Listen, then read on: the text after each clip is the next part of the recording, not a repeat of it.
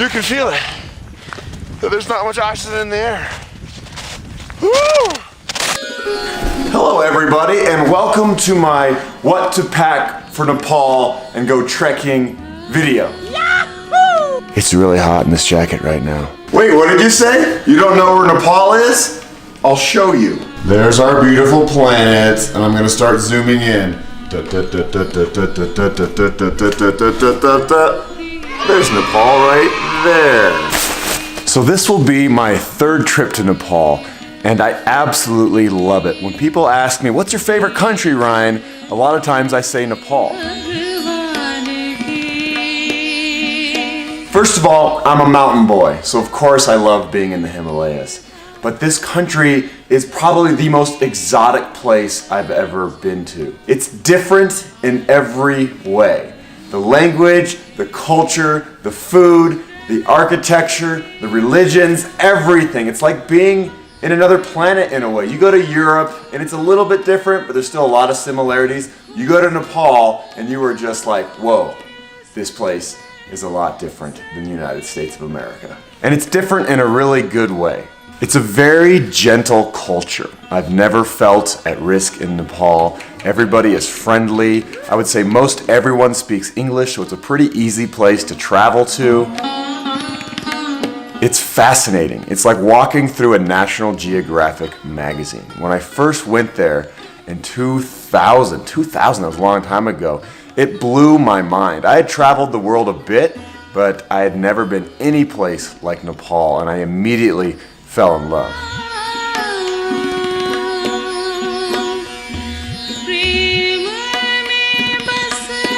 Kathmandu is great and everything, but it's chaotic and dirty. They do have some cool temples and stuff, but what I really love about Nepal are the mountains and the trekking. I've done the Annapurna circuit twice, and it's my favorite place to just go and walk and be with my thoughts and be with Mother Nature and visit these villages out in the middle of nowhere. It really is like walking through time. The people that live in these primitive villages are living the way they've lived forever. My name is Ryan. Nepal is one of the poorest countries on the planet, but you might not really know it because the people are so happy and full of joy and smiley. Every time I'm there, it is so easy to make friends. This trip, however, I'm gonna go to the other side of the country and do the 3 Passes trek in the Everest region. And yeah, it's right here, or here. I don't know where it is. Let's see. There, Sagarmatha National Park, and then Mount Everest is right there. This is what I'm gonna do, 3 Passes trek. It goes over 3 high passes, over 17,000 feet. From a logistical standpoint, trekking in Nepal is really easy. You don't need to bring a lot of camping equipment because you can stay at tea houses along the way. So you can pack really light, which makes me happy because I don't like carrying a bunch of stuff. Everything that I'm gonna need for 3 weeks in Nepal is going to fit into this bag.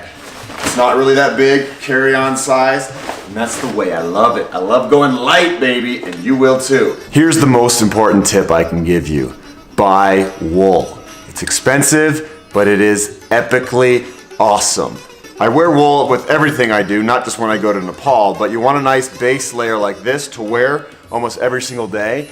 And the best thing about wool is it doesn't really stink. I wore one of these for 3 weeks straight and I smelled like roses. This merino wool little base layer keeps you nice and warm, it wicks moisture.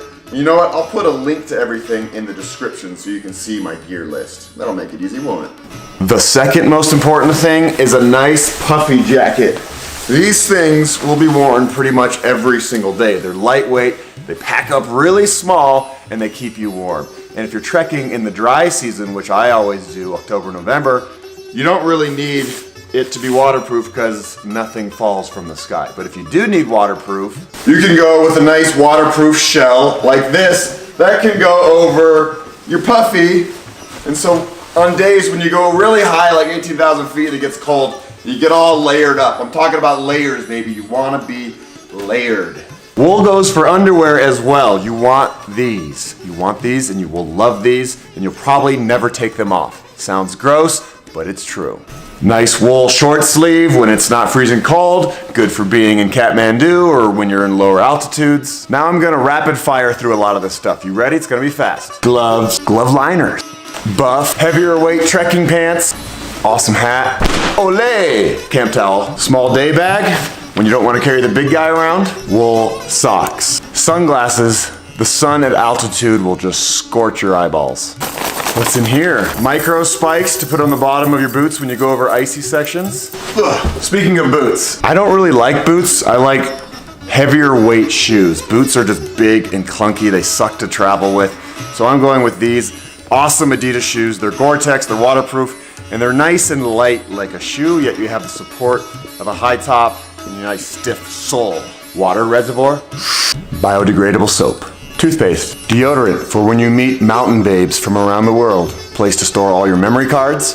Selfie stick, of course. Hey, I'm on top of Mount Everest. Chapstick. Lightweight sleeping bag. When you go to the tea houses, a lot of times they will have blankets, but it's nice to have your own sleeping bag just in case they're low on blankets or it's really cold. Small camera. Lots of extra batteries. The tea houses have electricity, but it's good to have extras because you never know when you get to the most beautiful place on earth and then, whoops, your camera battery's dead. More wool underwear. Iodine tablets to purify your water. Vital. You can get purified water at a lot of the tea houses, but it uses a lot of environmental energy for them to heat it up and use firewood and, deforest the surrounding forest. That's no good. So if you want to be a low environmental impact person, bring iodine tablets. La cucaracha. Ibuprofen or Advil.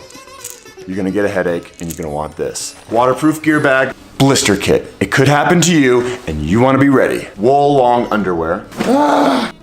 This is a handy little travel tripod you can use. It actually has a nice fluid motion head. Ooh. And it can grab onto anything. You can put it on a tree, you can bend it, you can connect it like this and get a nice shot of you walking by. So it looks like you have a camera crew with you. That's what I do. Lots of cords and battery chargers. Money, you want lots of money. You never know if the ATM's gonna work, so you wanna be ready in case of an emergency and have some cash on hand. Oh yeah, baby! Extra pair of sunglasses in case you break your first pair of sunglasses. A nice lightweight journal. Dear diary, today I got diarrhea. Again. Passport. Duh. Headlamp, rehydration tablets, telephoto lens to film those beautiful mountains far, far away. One more thing, it just came in the mail. Give me a second. Do you know what this is? I've never had a drone.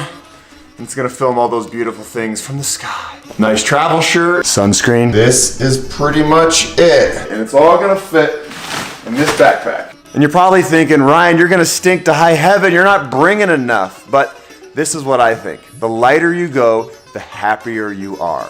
That's just the way it is. If you have a really heavy backpack on your shoulders, you're gonna be hating life. I'm so excited. I'm very excited, and I feel super fortunate that I get to go back to one of my favorite places on the entire planet and just walk around beautiful mountains for 3 full weeks. It's going to be stunning. It's going to be full of adventure, surprises. I don't really know. I haven't planned a whole lot. I'm just gonna land in Kathmandu, take a flight to Lukla, and start walking, And that's how the best adventures start. You just start walking or biking. I'm not gonna bring my computer, so I'm not gonna be editing while I'm there, but I'm gonna overload you with the beauty of the Himalayas when I get back, so stay tuned.